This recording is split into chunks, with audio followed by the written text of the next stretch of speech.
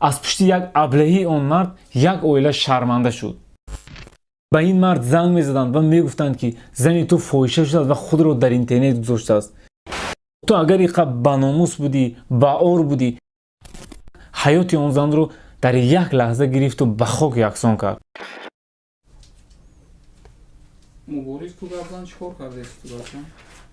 хеле ки мебинед, баъд аз эълон кардани аксияи калон заказҳо шукри худо ки хело ва хело зиёд шуданд, мардум ҳам нағз бовар мекунанд. акнун инҳо одамое ки аллакай 2, 3, 4 бор гирифта карданд, баъзан 5, 6 бор аллакай гирифтанд.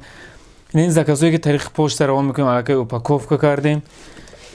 инаш Краснодарский край будааст, инаш Санкт-Петербург, ин заказ ҳам Санкт-Петербург, инаш ҳам Санкт-Петербург аст. бачаҳои Санкт-Петербург хело фаъоланд. ёдрас мекунам ки мо дар Москав қарор дорем ва ба тамоми территорияи Россия равон мекунем. ин аз рӯи аксия А50 15500 рубл месад. чихол, стекло, доставка ҳама дарунаш ба А30 ҳам инчунин нархаш 13000. ин Redmi 8 5000 мАч ки 2 сутка зарядаш мебарад. ин бисёр барои мардуми мо чизи лозимӣ аст. ин Note 7 ҳам мо хело зиёд фурӯхтем, то ҳол ҳам мегиранд. ин ҳоло Redmi Note 8-ро ҳам хело зиёд мегиранд. ин телефон баъд аз Note 7 фаромад, телефони нав. ин бошад нархаш 13500 рубл месад. ин Note 8 Pro, ин ҳам яке аз телефонҳои беҳтарин. ин Note 8 Pro-ҳоро баъзеашро аллакай мо упаковка кардем. ин хайскрин, бачаҳози бисёр ватан меранд. қариб ки ҳар рӯз якчанд заказ аз барои падарка мегиранд. 7300 чихол, стекло, наушник ҳамаш дарунаш ба. ин чихолу стекло бо А50 А30 падарка равон мекунем. ин коробкое ки мебинед, бо ҳамин коробка упаковка карда. ин пузурни клёнка ки мепечонем, равон мекунем. ина онлайн худамон дар инҷо печат мекунем.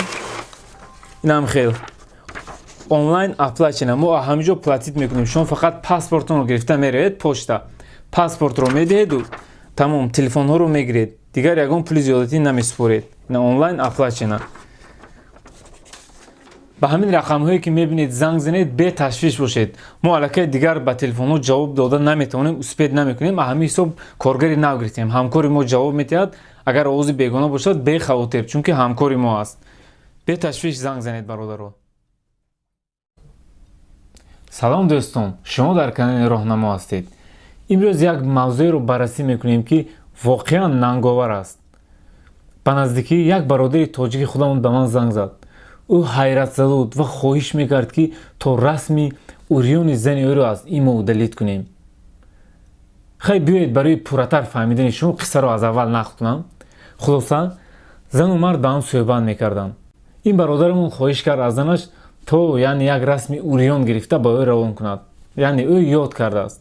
занаш ҳам хоҳиши ӯро рад накарда, худро урён расм гирифт ва иштибоҳан дар истиёри имо, яъне дурӯзия гузошт. ин расм дар як лаҳза ба дӯстони ӯ, ба падару модар, бародарони ӯ, хешу табор, хулоса ба ҳамаи авлод ва чанд одамои бегона паҳн шуд ки ба ин мард занг мезаданд ва мегуфтанд ки зани ту фоҳиша шудааст ва худро дар интернет гузоштааст. акнун тасаввур кунед, оилае ки 5 дақиқа пеш чӣ қадар оилаи хуб, ранги Лайлӯи Маҷнун буданд ва пас аз 5 дақиқа ба чӣ мубаддал гашт. ин аз пушти кӣ буд? аз пушти як беақлии он мард. ин мард дарҳол ба ман занг зад, чунки бисёриҳо медонанд ки ман оиди имо видео мекунам ва хоҳиш кард. хоҳиширо имкони удалит кардан буд, лекин аллакай чанд кас он суратро нусхабардорӣ ва чанд каси дигар шояд ба телефонҳои худ гирифта буданд. ин интернет ҳоло як чизе шудааст ки яъне тире ки аз камон баромад, дигар баргардонда намешавад. хулоса ман роҳҳояшро гуфтам, удалит кардам, лекин аллакай тамоми хешу табору ҷӯраҳову ҳама он расмро дида буданд.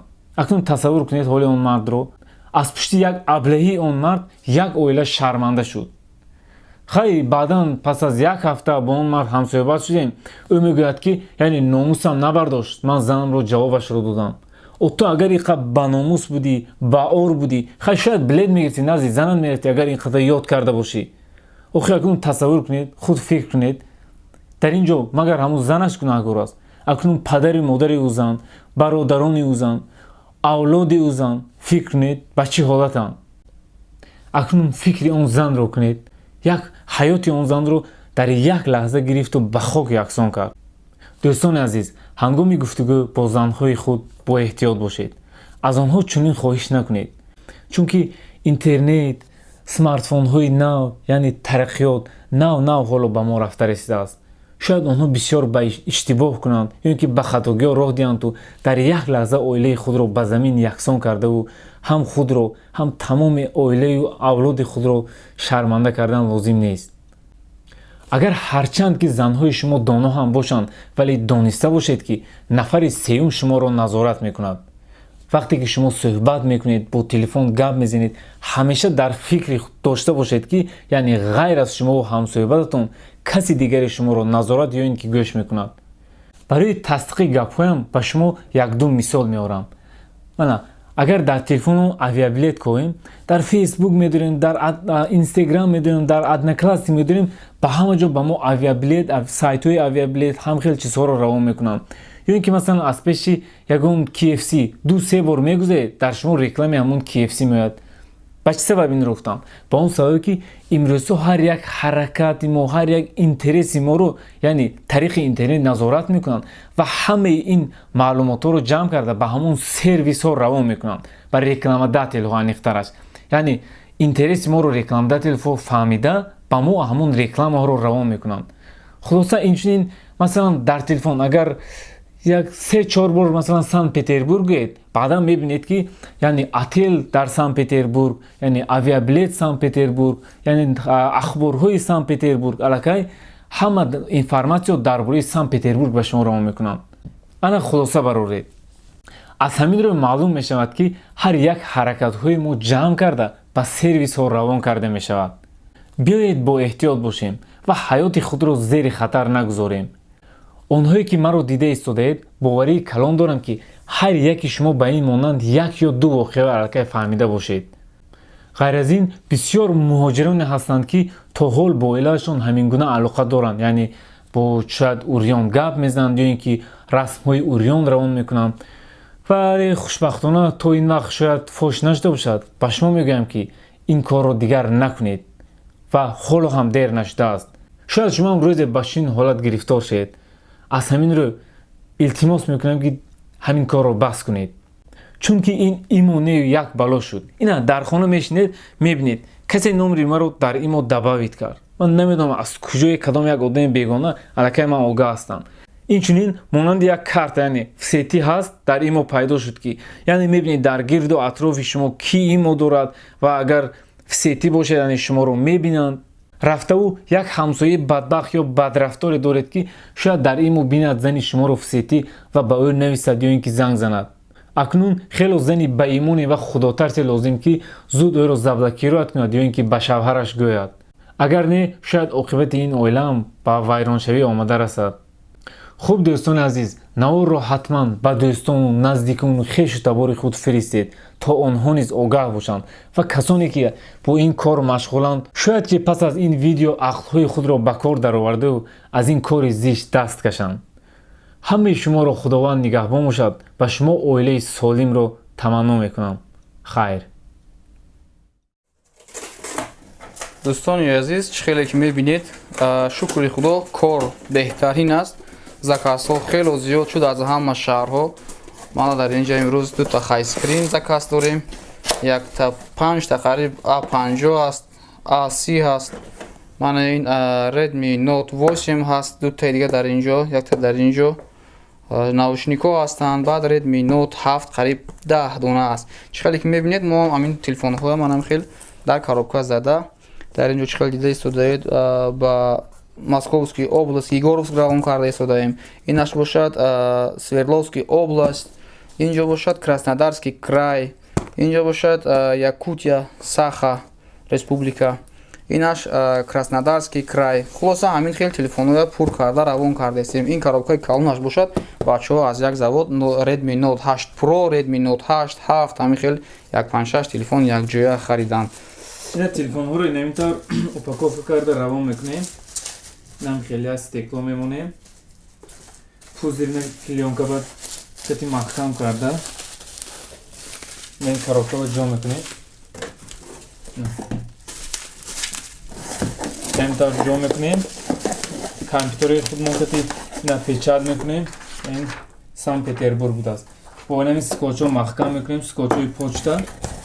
نمیخواد تلفن به یکم پرابلم رفته میرسد. شغل دستون بر. همین коробка مثل همین انامینو سکوچ میشود. همین خیلی первый класс و обычный هر خیل روان میکنیم. دا ما اینجا نوتبوک داریم. خودمون آنلاین پولی پوچتا همینجا میسپاریم آنلاین заполнять میکنیم همشه. و اینجا با نویسندگی که آنلاین اپلاچنا. و این کاردون هایی که در اینجا شما میبینید از همین کاردون ها ما همین коробка ها رو تیار کرده. شما بردیجان تیار کرده است. من همین خیلی تیار کرده تلفن ها در داخلش مونده با پلیونکای پوزیر چتی پیچانیده و شما روان میکنیم. من هم خیلی коробка تیار میشود. خب این دو تا ردمی نوت 8 رو باید امروز استیکلو زده روان کنیم. بعضی بچه ها خواهش میکنن که شده استیکلو زنید. این تلفن رو باید ما استیکلو زنیم بعدا روان کنیم. بعضی بچه ها خواهش کردن. این ردمی نوت 8 کبود بوده. میکنی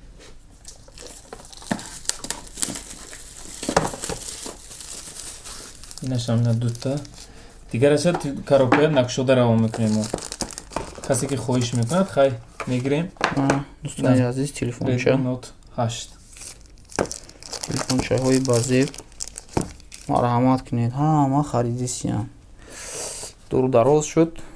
دوستان عزیز ویدیو زنگ زنید. ناوشنیک ها هم هستن. من ناوشنیک ها رو هم روان میکنیم. به تشویش میگیرین. خب دوستان عزیز رقم هایی که میبینید حتما زنگ زنید. با تمامی کنج و کنوری روسیه روان میکنیم به تشویش.